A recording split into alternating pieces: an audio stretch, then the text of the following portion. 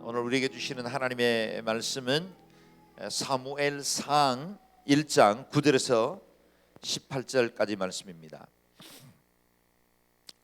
9절에서 18절 말씀까지 저와 여러분 한 절씩 교독해서 읽겠습니다. 이는 하나님의 말씀입니다. 그들이 실로에서 먹고 마시고 난 뒤 한나가 자리에서 일어났습니다. 그때 엘리 제사장이 여호와의 성전 문 옆에 있는 의자에 앉아 있었습니다. 한나는 마음이 너무나 괴로워 울고 또 울면서 여호와께 기도했습니다. 그리고 맹세하면서 말했습니다. 전능하신 여호와여, 만약 주께서 주의 종의 비참함을 굽어보시어 저를 기억하시고 주의 종을 잊지 않고 제게 아들을 주신다면 제가 그 평생을 여호와께 바치고 결코 그 머리에 칼을 대지 않겠습니다.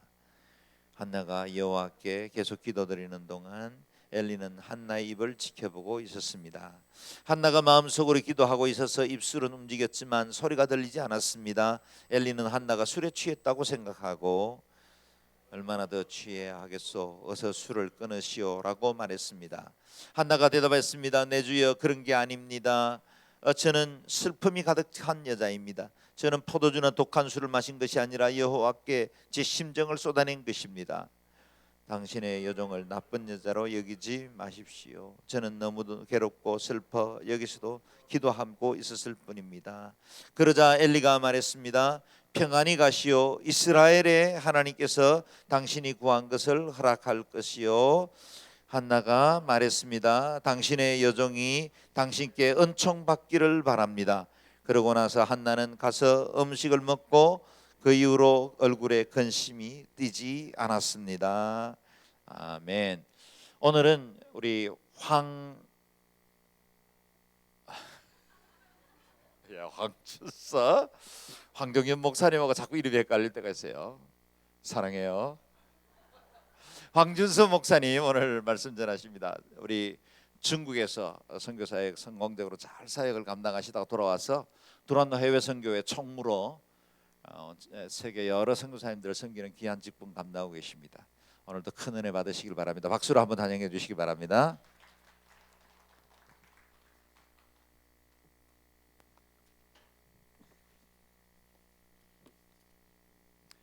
할렐루야.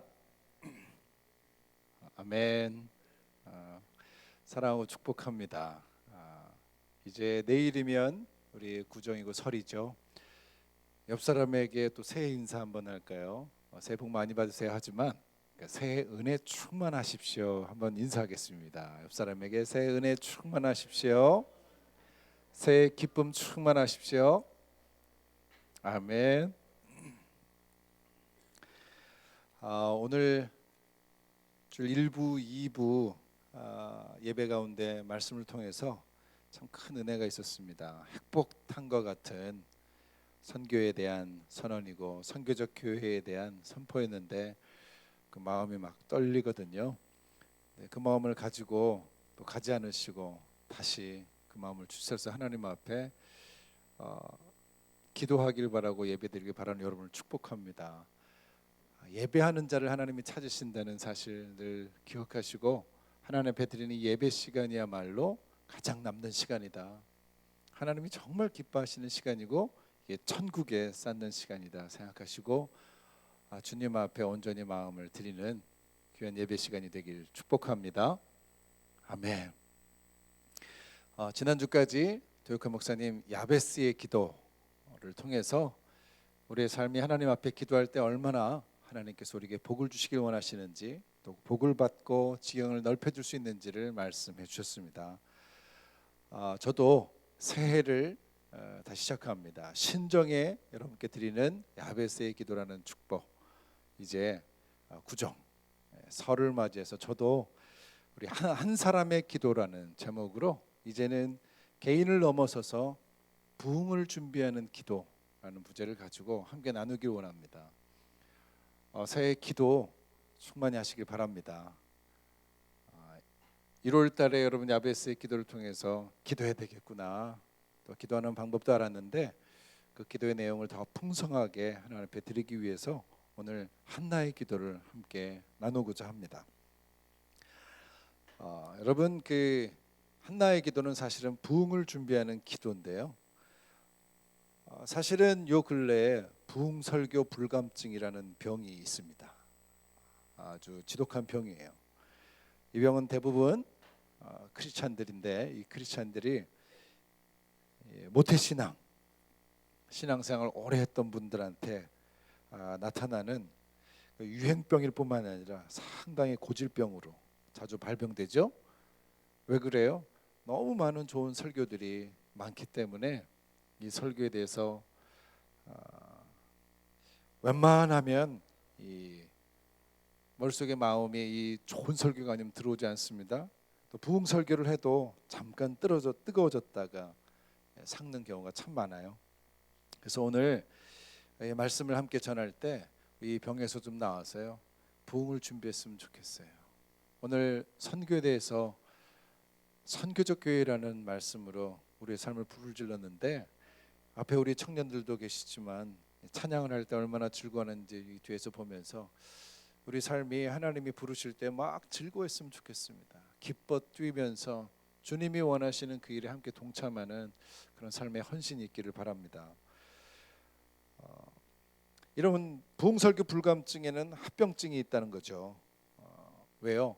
이 교만병과 게으름병이 같이 있는데, 훌륭한 설교를 많이 들어도 내가 오늘 그 말씀에 의지해서 살아가지 않으면 정말 아니 들은만 못할 정도로 돼요. 왜냐하면 좋은 설교들이 많으니까 그 설교 듣고 많이 안다 하면 교만해지죠. 다 아는 얘기거든요. 또 신앙적인 생활에서는 오히려 게을러지기 쉽습니다. 구태연한 거예요. 이 정도 되면 됐지, 뭘 더 해야 되나. 그래도 이 정도면 다행이지, 내가 더 심한 죄에 빠지지 않는 게 어딘데. 그러지 마시고 말씀에 삶을 반응하시길 원해요. 말씀대로 사는 삶, 그것을 하나님이 원하세요. 엊그저께 마태복음 13장의 씨 뿌리는 비유를 통해서 주님이 말씀하셨어요. 그 비유를 얘기하는데 제자들이 왜 비유로만 말씀합니까 했더니, 예수님이 이사야 말씀을 들어서 이 백성의 마음이 굳어져서 귀로 듣지 못하고 눈은 감겨 있다. 이것은 그들로 하여금 눈으로 보지 못하게 하고 귀로 듣지 못하게 하고 마음으로 깨닫지 못하게 하고 돌아서지 못하게 해서 내가 그들을 고쳐주지 않으려는 것이다. 무서운 말씀 아닙니까? 여러분, 귀로 들었는데 들어오지가 않아요. 좋아요. 귀로 들었는데 깨달아지지가 않아요. 거기도 괜찮아요. 또 깨달아졌는데 돌아서질 못해요. 이 말씀을 묵상하면서 저는 어느 단계에 있는가 깨닫기까지 하고 돌아서지 못하는 일들이 참 많이 있다. 제가 큐티를 함께 나누면서 돌아서야 되는데 내 삶의 많은 자락들을, 말씀을 은혜는 받았는데 그 은혜로운 말씀을 하나님 앞에 살아드리지 못한 것에 대한 일거수일투족을 주님 앞에 고백했어요. 다시 한번 말 조심하고 다시 한번 눈 조심하고 삶으로 이 말씀을 실천하자 하는 결단을 했습니다. 여러분, 우리가 말씀대로 살지 않으면, 여러분, 반석 위에 지은 집이 아니라고 그랬어요. 행함이 없는 믿음은 모래 위에 지은 집이래요. 너무 무서운 말씀입니다. 말씀대로 살았으면 좋겠어요. 여러분, 설교자로서 마음이 힘들 때가 뭐냐면, 말씀을 들으신 분이 변화되지 않을 때 설교자는 힘들어져요. 그렇죠? 말씀을 전했는데 아멘 해놓고 돌아가서 완전히 잊었던 생활을 하다가 다시 똑같은 모습으로 오는 거죠. 우리 선교합시다. 아멘. 다음 주에 올 때 선교는 완전히 까먹습니다. 그럼 이제 마음이 힘들어지는 거죠. 사실은 저 자신을 봐도 이것이 얼마나 쉽지 않은가 생각합니다. 그러므로 신앙생활하는데 가장 큰 변화는 무엇인가? 삶을 바라보는 눈이 바뀌는 것이고 말씀을 대하는 눈이 바뀌는 것인데, 나에게 좋은 말씀이 아니라 하나님께서 원하시는 것을 알고 그 안 것에 대해서 순종하는 자세로 나아가는 거죠. 그것이 하나님이 원하시는 큰 변화예요. 그래서 주님의 말씀을 주님의 입장에서 깨닫고 그 말씀대로 돌아서고 변화되면서 주님과 함께 동행하는 것이죠. 이것이 변화입니다. 이 말씀을 통해서 이러한 부흥, 이러한 변화에 따른 이 부흥을 체험하시는 여러분들 되길 축복합니다. 주여 임하소서, 온누리교회를 다시 부흥케 하소서. 우리 이재훈 담임 목사님 계속 선포하고요. 지난주에 목회사관학교를 통해서 다시 한번 우리의 삶에 대한 결단을 하고 교회에 대한 나갈 표지를 세우는 시간이 있었어요. 정말 흥분되고 감격하고 돌아왔습니다. 이 일을 어떻게 할까? 오늘 선교적 교회라는 타이틀로 말씀이 선포되어지는데 얼마나 제가 감동을 했는지, 하나님 온누리교회 다시 부흥케 해주십시오. 선교적 교회가 되게 해주십시오. 회복시켜 주십시오. 하나님이 한국교회를 다시 한번 세워주십시오. 그런 기도를 했습니다. 선교적 교회 부흥 다 좋습니다. 과연 부흥이 도대체 무엇인가? 부흥이 무엇입니까? 우리는 지금 부흥 불감증이 있는데 부흥이 도대체 뭔가요? 부흥은 하나님을 체험하는 거예요. 부흥은 하나님을 만나는 거예요. 이게 부흥이에요. 교회가 성장하고 사역들이 늘어나고 사람들이 많아지는 것이 부흥인가? 그건 본질이 아니에요. 우린 흔히 교회가 부흥했다고 할 때 사람들이 많이 늘었구나, 거의 숫자 가지고 많은 얘기를 해요. 그러나 그것은 부흥의 한 현상이에요. 부흥할 때 나타나는 한 현상 중에 하나예요. 그것이 결과가 아닙니다. 그 자체가 부흥이 아니라는 거예요. 이는 마치 하나님은 사랑이시지만 사랑이 하나님이 아닌 것과 같은 이치. 여러분, 교인이 늘어나고 전도가 잘 되는 일이요, 인위적인 노력으로도 가능하대요. 미국에 있는 어느 교회 목사님이 그러니 성령의 힘을 의지하지 않고도 머리를 짜고 프로그램을 잘 돌렸더니 뉴욕에 있는 교회인데 5,000명 이상 모이더래요. 나중에 하나님의 말씀과 성령을 깨닫고 부흥하기 시작하는데 내 손이 아니었다는 거예요. 하나님이 임하시니까 5,000명이 아니라는 거예요. 하나님이 몇 배로 하나님의 사람들을 보내주시는데, 여러분 5,000명까지도 담임 목사님이 수단이 좋으면 가능하대요. 프로그램 잘 돌리면 가능하대요. 이게 부흥일까요? 숫자가 늘어나는 게 부흥이 아니죠. 여러분, 부흥은 곧 인간이 하나님을 만나는 거예요.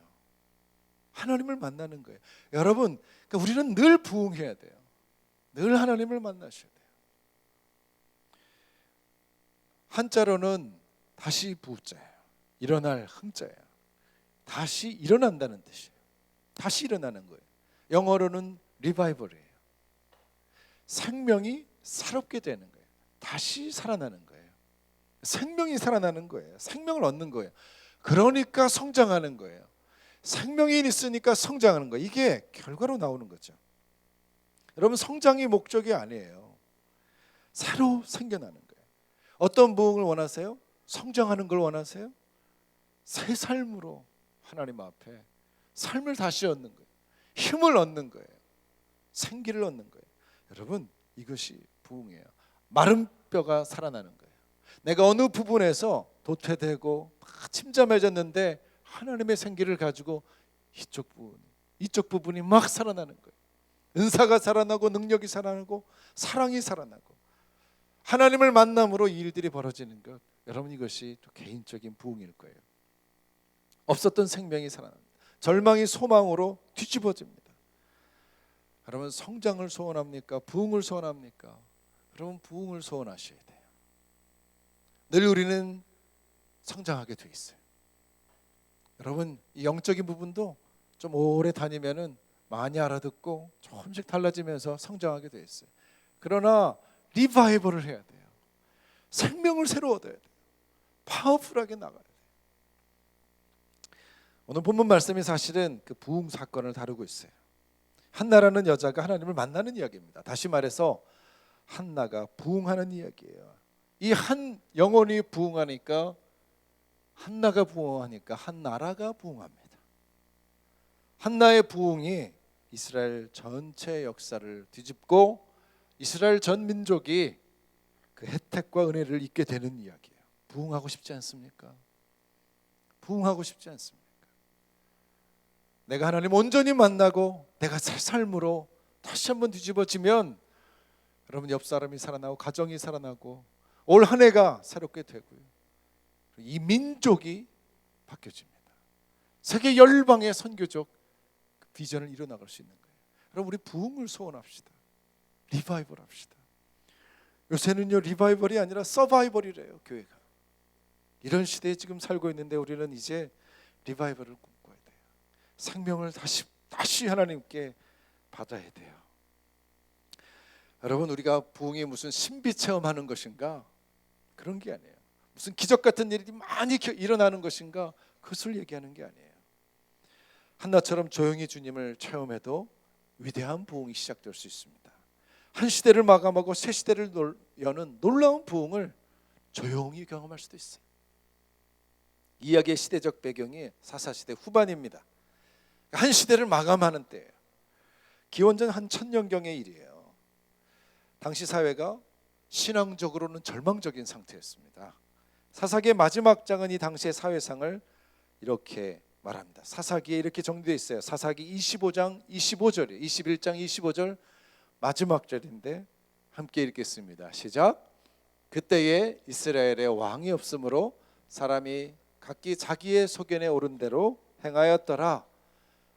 각기 자기의 소견에 오른 대로 삽니다. 하나님을 외면하고 자기 마음대로 살았던 시대라는 거죠. 그래서 사사기 마지막 부분을 읽어보면요, 도저히 이해할 수 없는 사건들이 마구마구 생기는 거예요. 여러분 잘 아시죠? 마지막에 보면 이 단지파가 한 가족의 한 족속의 이 제사장을 탈취합니다. 마가의 집이라는 곳, 미가의 집이라는 곳에 제사장이 개인 제사장으로 있어요. 미가가 돈을 주면서 레위 제사장을 하나 세운 거예요. 근데 이 제사장이 있는데 단지파가 이것을 보고 이 제사장을 탈취하는 거예요. 점령하고 탈취해 가요. 그럼 제사장 탈취 사건이 벌어져요. 야, 이게 가능한 일인가? 회개한 일이 벌어져요. 그리고 미가가 막 아쉬워하는데 그 미가가 이 제사장 레위 제사장을 세워놓고 하는 게 신상 만들어 놓는 거예요. 신상 만들어 놓고 섬기는데 단지파가 이게 부러워가지고 데려가는 거예요. 잘못된 제사, 하나님을 섬기지 못하는 제사장을 단지파는 또 부러워해서 탈취해 갑니다. 신기한 이야기입니다. 그 뒤에 보면 신성한 레위인이죠. 하나님의 제사장 레위인이 첩을 둡니다. 이 사건 자체가 희귀한 일인데 또 그 첩이 다시 나가서 간음을 합니다. 신기한 세상이에요. 그럼 결국 이 첩은 베냐민 지파에게 다시 윤곽을 당합니다. 이게 무슨 세상인지 모르겠어요.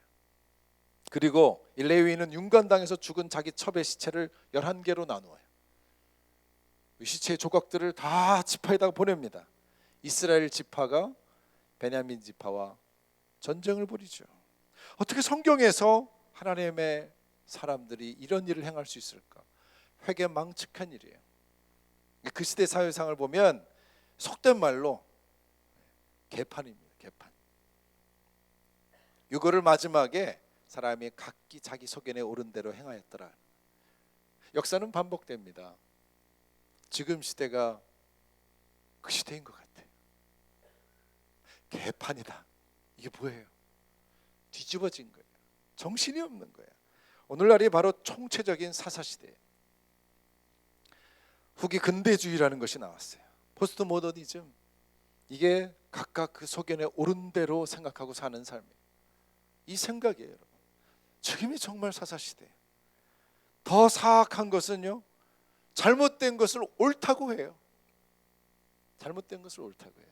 초등학교에 논술을 준비하기 위해서 그럼 함께 문제를 내는데 이런 문제가 나옵니다. 흥부와 놀부의 이야기를 하면서 여기에 대해서 놀부가 왜 나쁜지 얘기하라. 놀부가 과연 나쁜 사람인지 논하라. 이런 걸 가지고 얘기해요.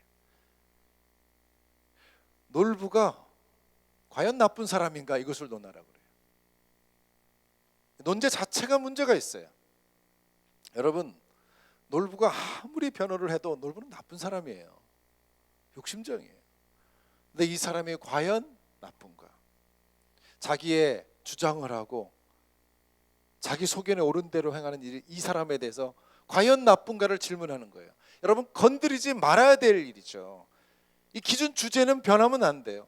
여러분 작가가 왜 흥부와 놀부를 썼겠어요? 놀부는 나쁜 사람이에요. 그 놀부를 과연 나쁘다고 할 수 있는가? 이게 여러분 초등학교 논술하는 데 문제 나와요. 놀부가 나쁜 이유에 대한 부분들을 쓰라고 해야 되는 거예요. 어떤 부분에서 나쁜지에 대한 논술을 해야 되는 건데 이걸 건들지 않고 놀부가 과연 나쁜가 근본을 건드립니다. 기본 도덕에 대해서 질문을 합니다. 그래서 대학의 입시에 이렇게 보면요, 아이들이 이상한 논술을 하고 와서 대학교에서 제출하는 수능 시험이나 논술 시험을 보면 교수들이 너무 힘들대요. 논점을 늘 벗어난다는 거예요. 이게 포스트 모더니즘이에요. 그러니 모든 사회가 지금 뒤집어지고 있어요. 어릴 때부터 건강 교육이 지금 뿌리째 흔들리고 있습니다. 신호등 지켜야죠. 지켜야 하는가? 질서가 무너지고 있는 거예요. 하나님이 절대신인가? 상대적이에요. 절대적인 기준들이 없어집니다. 자연 질서가 물이 위에서 아래로 흘러내리는데 창조적이다. 아래에서 위로 흘리게 만드는 일을 생각합니다. 이게 창조입니까? 여러분 상대주의가 이제 절대화되는 시대예요. 인본주의가 절대 신을 핍박하는 시대예요. 바벨탑을 새로 쌓고 있어요. 바벨탑을 쌓아서 하나님을 찌르겠다는 얘기거든요. 신기한 세상이에요. 그럼 3장으로 넘어가면 어떤 시대인지를 분명히 얘기해 주는 3장 1절 말씀입니다. 3장 1절 말씀 같이 읽을까요? 시작. 소년 사무엘은 엘리 밑에서 여호와를 섬기고 있었습니다. 그 당시에는 여호와께서 직접 말씀하시는 일이 드물었고 이상도 많지 않았습니다. 여호와의 말씀이 드물었대요. 희귀합니다. 이상이 보이지 않습니다. 하나님의 백성이 하나님의 말씀을 잊어버리고 자기 마음대로 살던 시대가 오늘 본문의 배경이 되는 시대예요. 그럼 우리 시대가 지금 이러고 있어요. 자기의 귀를 즐겁게 할 말씀을 많이 두고 있습니다. 제 모교회가 아니죠. 제가 안수받았던 교회가 얼마 전에 카톡이 왔어요. 마음이 슬프다고 하는 그때 그 교인이 저한테 저를 알고 카톡을 보내와서 보니까 인터넷에 이미 도배되어 있고요.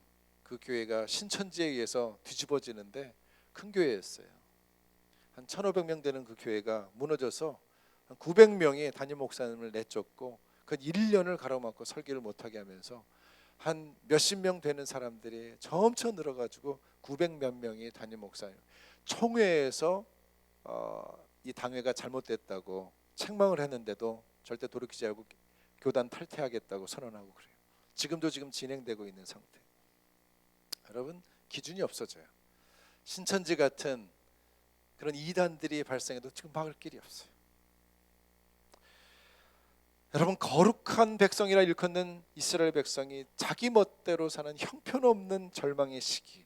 여러분 그것이 오늘 본문의 배경이에요. 어떻게 해야 될까요? 더구나 이 오늘 본문 보면요, 제사장은 있었어요. 엘리 제사장이 있습니다. 근데 하나님의 궤를 지키고 이스라엘의 사사처럼 지내는 사람인데 영적으로 참 무지합니다. 영적으로 무지하고 영적으로 게을릅니다. 그래서 어떤 여자가 자기 마음을 다해 막 기도하고 마음을 쏟아내고 있는데 그 사람을 보면서 오히려 술 취한 여자다, 술 좀 그만 마셔라 라고 나무라고 했습니다. 기도해야 되는 제사장이 기도하고 있는 사람을 분별하지 못하고 있는 어처구니없는 상황이에요. 이 시대에 비참한 일을 당한 한 여자가 등장해서 기도하고 있습니다. 한나죠. 이 상황을 헤아리지 못하고 여러분 엘리는 비둔한 제사장이에요. 제대로 앉아하고 서 있지를 못해요. 게을렀죠. 당시 풍속에는요, 한 남자가 두 여자를 데리고 사는데 전혀 문제가 없었던 것 같아요. 이 결혼이 다 성사된 것 같아요. 엘가나라는 남자에게 두 여자가 있습니다. 두 아내가 있습니다. 하나는 한나요, 하나는 분인나입니다. 한나가 첫 번째 여자가 이 아내가 당하는 괴로움이 이루 말할 수가 없는 거예요. 자기 식구한테 당하는데 두 여자 사이에서 고통당하고 있는 거죠. 두 여자가 있는데 한 여자가 한 여자를 괴롭힙니다. 여러분, 식구에게 왕따를 당하는 거예요. 식구에게 왕따. 혹시 여러분 식구에게 왕따를 당하신 분들 계세요? 두 명인데 한 명에게 당했다. 뭐 이거 대적할 수도 있을지 몰라요. 아빠 엄마가 너무 사랑하는 아이가, 형이, 언니가 날 괴롭힌다. 힘들겠죠? 두 여자에게, 나랑 또 다른 이복 누나, 이복 형이 괴롭힌다. 참 힘들겠죠? 여러분, 식구한테 괴롭힘을 당하는데 이런 일들이 성경에 종종 기록되어 있습니다. 누가 나옵니까? 요셉이 나옵니다. 누가 나옵니까? 다윗이 나옵니다. 따지고 보면 식구에게, 자기 가족에게 왕따를 당하면 큰 인물이 될 가능성이 높아요. 얼마나 힘들까? 가족 가운데 어려움을 많이 당하고 있어요? 혹시 올케 언니한테? 누구한테 당하고 있어요? 가까운 사람에게 정말 큰 괴롭힘을 당할 때 그 고통이 이루 말할 수가 없는 거예요. 이건 당해본 사람만이 알죠. 저는 학급에서 초등학교 때 당했는데 너무 힘들었어요. 그때 하나님께 기도했던 거 하나님이 들으신 것 같아요. 절실한 기도였겠죠.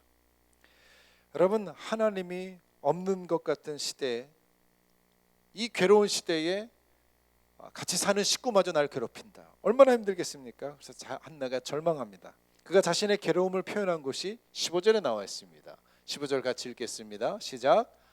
한나가 대답했습니다.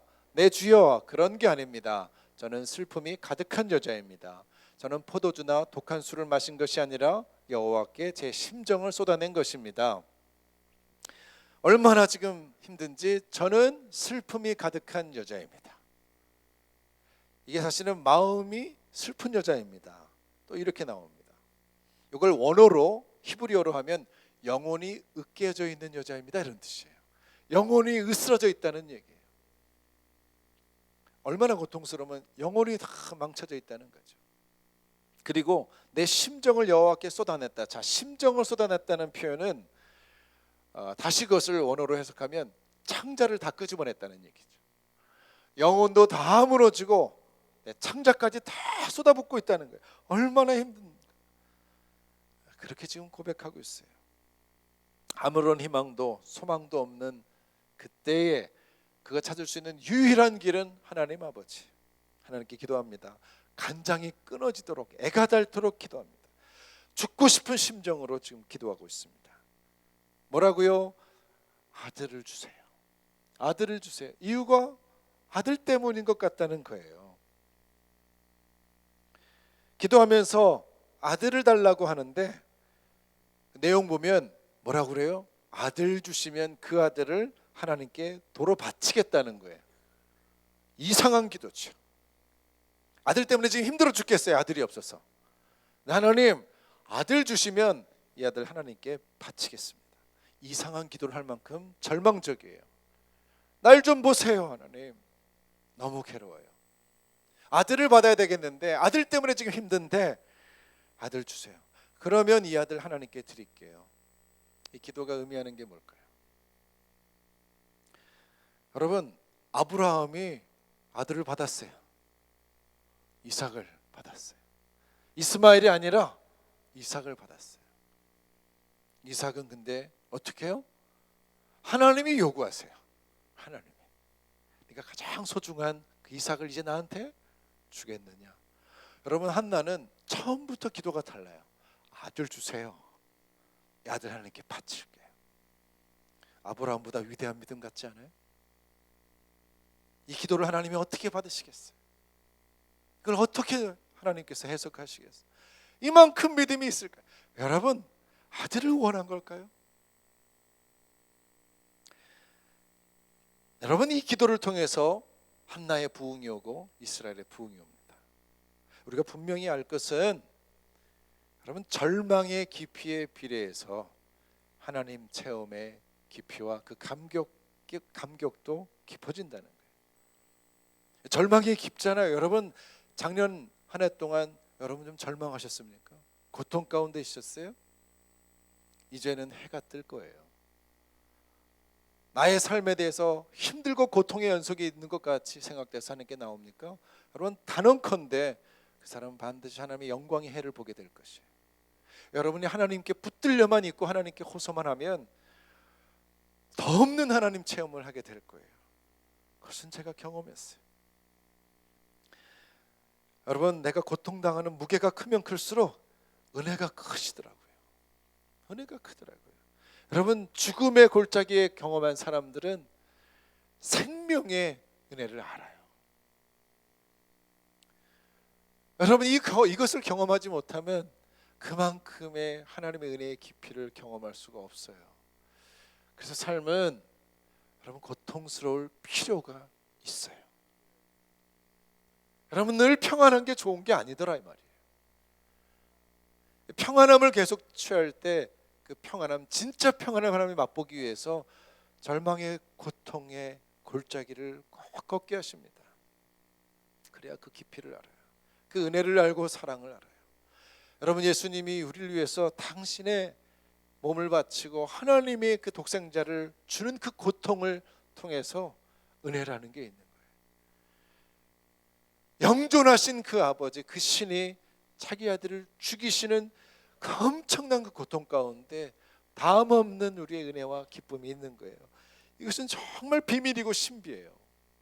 마침내 이 사건이 2000년 전에 드러난 거예요. 우리는 그 혜택을 바라보고 살고 있고요, 그 혜택을 누리고 있는 거예요. 그런데 그 혜택 가운데 그것만 바라고 있다? 아닙니다.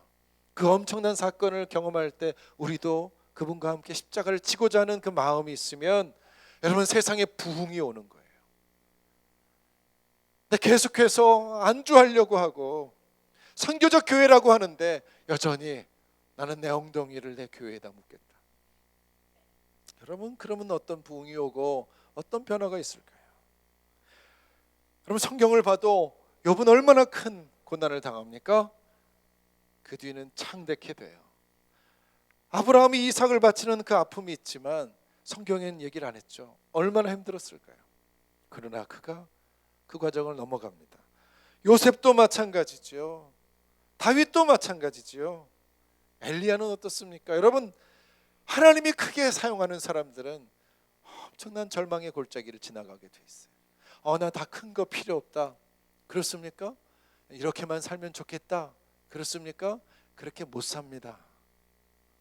여러분이 바라는 그 정도도 안 됩니다. 추락합니다. 신앙생활은 너무나 신기하게 유지하려고 하면은 여러분 떠밀려 가게 돼 있어요. 강물을 거슬러 올라가는 물고기예요. 지느러미를 팔락거리지 않으면 여러분 그냥 떠내려가는 거예요. 바닷물에 들어가서 염분에 죽는 거예요.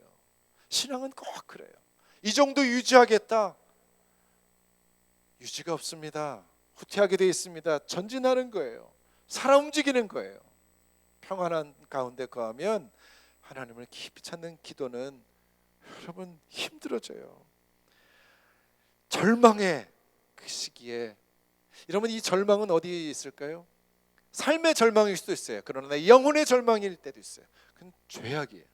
죄책감에 깊이 빠져 있는 사람, 여러분 그 사람도 가망성이 있어요. 그 죄책감에서 딛고 서면 큰 은혜를 경험하게 돼요. 여러분 베드로가 얼마나 큰 죄책감이 있었을까? 그럼 예수님을 배반했어요. 3년 동안 따랐던 자기가 주는 그리스도의 살아계신 하나님의 아들이라고 했던 그분을 배신했어요. 그가 그 절망의 깊은 곳에서 다시 한번 예수님을 체험하면서 십자가에 거꾸려 돌아가기까지 여러분 사도들의 리더가 되죠. 바울의 죄책감은 어땠을까요? 여러분 죄인 중에 괴수다라는 고백을 합니다. 어거스틴의 죄책감은 어땠을까요? 루터의 죄책감이 종교개혁을 일으키죠. 여러분 죄책감이 깊어도 죄악을 분명히 깊이 깨닫는 것도 은혜의 여러분 강물 가운데 들어갈 수 있는 또 단서가 될 수 있어요. 여러분 우리가 죄에 대해서 내 삶에 대해서 깊이 절망하면 절망할수록 하나님의 은혜는 더 커질 거예요. 여러분 내 상황이 지금 어떠냐를 한번 물어보세요. 한나의 아들이 지금 내게는 무엇인가를 한번 보세요. 그게 없어서 힘들어하고 내 삶에 고통 가운데 있는 것이 있어요. 하나님을 절실히 찾게 만드는 그것이 지금 무엇인가? 혹시 그것이 없는 거 아니에요? 평안의 시대에는 부흥이 없었다는 거예요. 대부분의 절망의 시대에, 암흑의 시기에 생각지도 못한 하나님의 부흥이 하나님의 사람을 통해서 이 땅 가운데 실현이 됐습니다. 평안의 시대에 부흥이 없었던 이유는 무엇인가? 왜요? 절실한 기도가 없어졌기 때문에 그래요. 절실한 기도가 없으면 여러분 세상은 타락하게 돼 있어요. 한 사람의 절실한 기도가 있으면 그 한 사람의 의인의 기도를 통해서 하나님은 부흥을 일으키세요.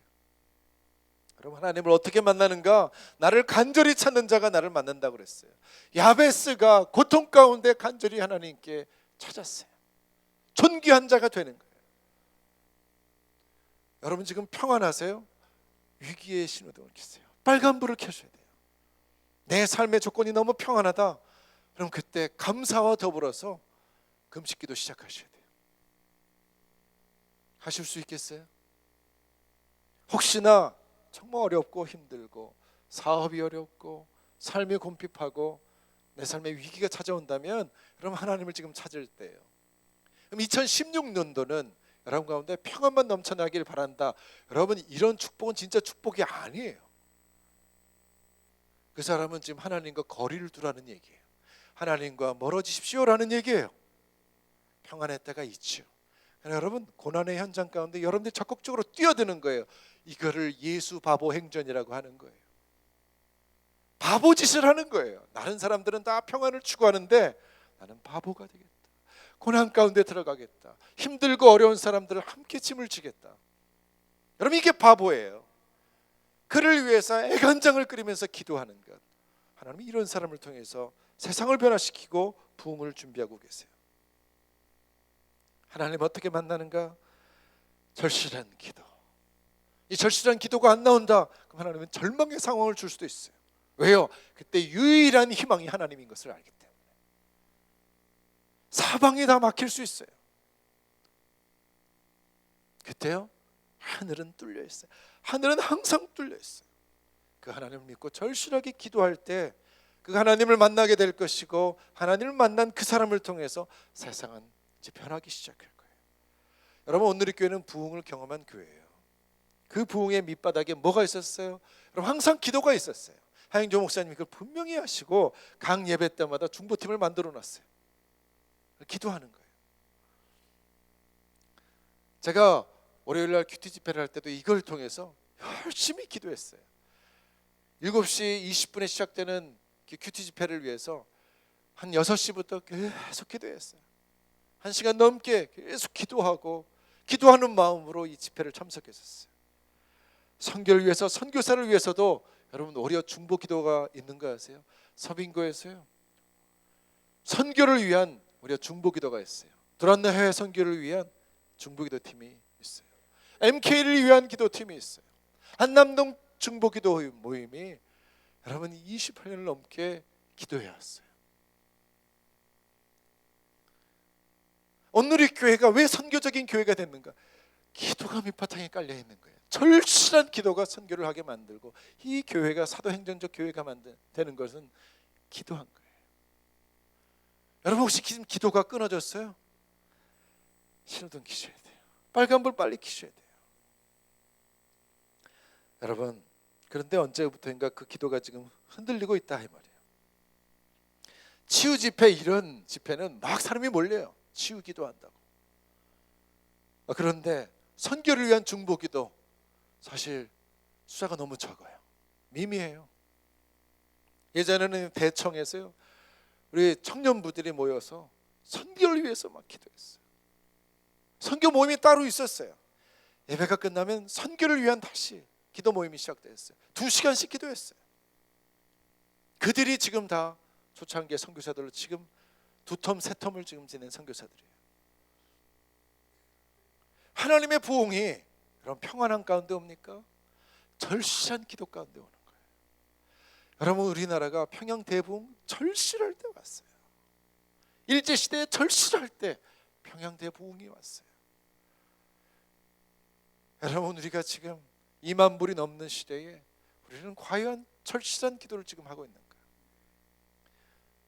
여러분, 포스트 모더니즘으로 다 사람들이 가치 기준이 지금 엇갈려 있고 옳지 않은 것을 옳게 보고 있는 이 잘못된 시대에 우리가 그 문화를 쫓아가려고 내 배를 위해서, 내 평안을 위해서 여러분 부흥 올 수가 없어요. 절박한 기도를 드려야 돼요. 우리가 간절해질 필요가 있어요. 2016년도에 양지원 누리교회 선교가 간절해져야 돼요. 여러분, 수요일날 선교 중보기도 모이면 얼마 안 모이세요. 얼마 안 모이시더라고요. 그냥 예배 한번 드리고 가는 거죠. 주일 예배 한번 드리고 가는 거죠. 새벽 기도를 시작했고 수요 기도 모임을 시작했고 금요철야 기도를 여러분, 그것이 한국 교회를 부흥시켰어요. 지금은요, 교회가 왜 무너져요? 예배하는 자들이 사라지고 기도하는 자들이 사라지고 있어요. 기도하자 그러면 힘들어요. 부담스러워요. 왜요? 바쁘대요. 예전에는 안 바빴습니까? 먹고 살기 안 바빴습니까? 배가 부른 거예요. 하루 더 쉬게 만들었어요. 주 5일 근무를 만들었어요. 그러면 더 기도할 것 같은데 아니요. 돈 쓰러 나가야 돼요. 즐거움을 지금 나가요. 교회가 무너질 수밖에 없는 거죠. 한나가 기도합니다. 결과는 아들을 얻습니다. 결과는 그 아들이 기도의 아들이 됩니다. 아십니까? 기도에서 얻은 아들, 그 아들 기도의 아들이 돼요. 사무엘상 12장 23절 말씀 같이 읽읍시다. 시작. 나는 너희를 위하여 기도하기를 쉬는 죄를 여호와 앞에 결단코 범하지 아니하고 선하고 의로운 길을 너희에게 가르칠 것인즉. 사무엘은 기도를 뭐라고요? 기도를 쉬면 죄라고 생각했어요. 한나가 기도에서 얻은 아들은 기도하기를 쉬면 죄라고 생각했어요. 온 민족을 위한 기도를 할 수 있는 민족의 리더가 됐어요. 한나의 절박한 기도는 이스라엘 왕정 시대를 열어가는 인물을 탄생시킵니다. 한나의 기도는 하나님의 마음에 합한 다윗 왕을 세우는 마지막 사세를 탄생시켰어요. 오늘 우리가 절박한 기도를 드리면 먼 훗날 주님은 열방에서 하나님의 사사들을 일으키실 거예요. 다윗 같은 사람들을 일으키실 거예요. 그들을 통해 각 족속과 백성과 방언에서 하나님을 만나는 사건이 일어나는 거예요. 한국 교회는 선교의 빚진 교회예요. 우리 교회가 기도하지 않으면 여러분 선교는 일어날 수가 없어요. 여러분, 우리가 기도함으로 열방의 마지막 부흥을 일으켜야 돼요. 중국 땅에서도 연변 쪽에 24시간 365일 기도하는 사람들이 있어요. 공산국가 내에서도 24시간 365일 기도하는 그룹들이 있어요. 초창기에 선교사들이 만들어 놓았던 그 기도의 그룹들이 그곳에 지금도 운영되고 있어요. 여러분, 미국 땅에서도 지금 그 기도의 운동이 일어나고 있어요. 그런데 한국 땅에 예전만큼 기도가 타오르질 않아요. 이게 정말 위기입니다. 한나는 기도하는 여자였어요. 그런데 그는 기도할 뿐만 아니라 믿음의 여인이었어요. 17절 말씀입니다. 17절 말씀 읽겠습니다. 시작. 그러자 엘리가 말했습니다. 평안히 가시오. 이스라엘의 하나님께서 당신이 구한 것을 허락할 것이요. 여러분, 기도하는 자신을 술 취한 여자로 오해하는 별 볼 일 없는 제사장이 지금 말하는 거예요. 그죠? 별 볼 일 없는 제사장이에요. 나를 술 취한 여자로 여겨? 저 사람이 진짜 영적 지도자 맞는가? 이런 생각할 수 있는데 그 사람이 갑자기 평안히 가십시오. 하나님이 당신 기도하는 걸 들으실 것입니다. 그 길 축복합니다. 그랬더니 갑자기 수습하는 거예요. 기도하는 여자네? 하고 수습했어요. 나와 하나님과의 올바른 관계도요, 어떤 사람에게는 오해를 받는 일이 생길 수 있어요. 그죠? 기도하고 있는데 말도 안 되는 하나님의 제사장인 하나님의 종이 자신을 오해하고 있어요. 여러분, 시험 들지 않을까요? 여러분 같으면 시험 들지 않겠어요? 저 목사님 뭐 저런 목사가 다 있어. 기도하는 거야, 마는 거야? 그렇게 얼마든지 판단할 수 있어요.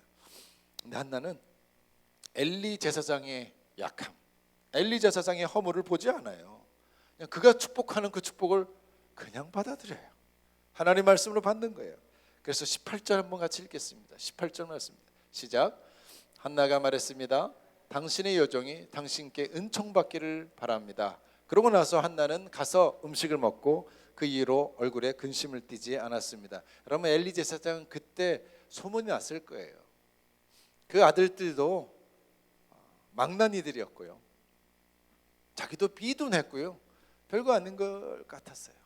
근데 거기 가서 본인에게도 술 취한 여자라고 오해하는 그 사람이 그냥 평안히 가라, 하나님이 네가 구한 것을 허락하길 원한다, 그가 원한다고 얘기한 거예요.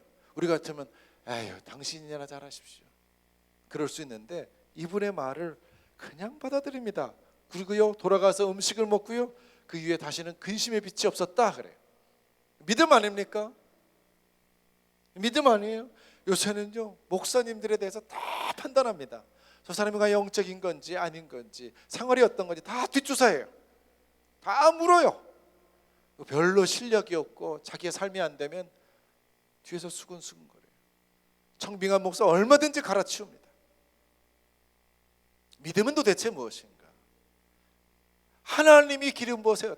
그 사람은 잘못돼도 그 사람이 하나님의 이름을 빌어서 축복할 때 할렐루야 그렇길 원합니다, 믿겠습니다, 그러더니 돌아가서 다시는 얼굴에 근심이 없었대. 대단한 믿음이에요. 여러분, 하나님의 축복이 하나님께서 곧장 쏟아질 것 같아요. 여러분, 반드시 하나님의 사람들을 통해서 옵니다. 하나님이 만든 이 제도를 여러분 업신여기지 마세요.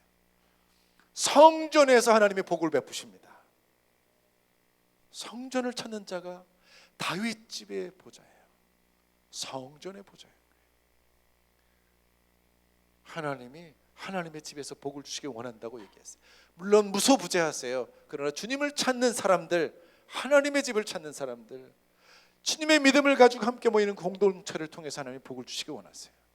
어느 산기도에 가가지고 불 받아서 오는 거 바라지 마세요. 물론 그럴 수도 있겠지만 여러분, 하나님의 사람들을 통해서 와요. 여러분, 장로님, 권사님 없은 여기지 마세요. 안수지사님 없은 여기지 마세요. 그가 잘못되더라도 그 하나님의 종인 줄 알고 섬기는 거예요. 이게 섬김이에요. 내 입으로 그들을 힐ler하지 마세요. 저도 가끔씩 이런 일 때문에 지난주도 조심해야 되겠다, 돌이켜야 되겠다 생각을 하는데, 여러분 습관이 들면 제가 리더라고 자꾸 선교사님 판단하고 할 때 참 어려워요. 하기 싫지만 결단을 해야 될 때이 있어요. 이것이 내 습관이 되지 않으려고 몸부림칩니다.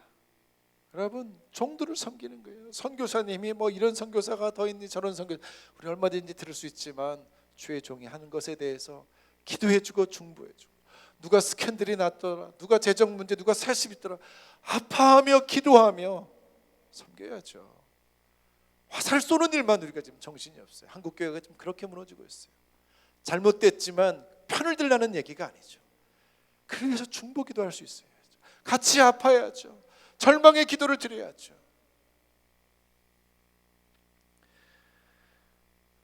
여러분, 이 이야기의 결과가 무엇인가? 한나가 얻은 것이 뭔가? 아들을 얻는 거죠. 19절 20절 말씀 한번 읽어볼까요? 19절 20절 시작. 다음날 아침 그들은 일찍 일어나 여호와 앞에 경배하고 라마의 집으로 돌아갔습니다. 엘가나는 자기 아내 한나와 잠자리를 같이 했고 여호와께서는 한나를 기억하셨습니다.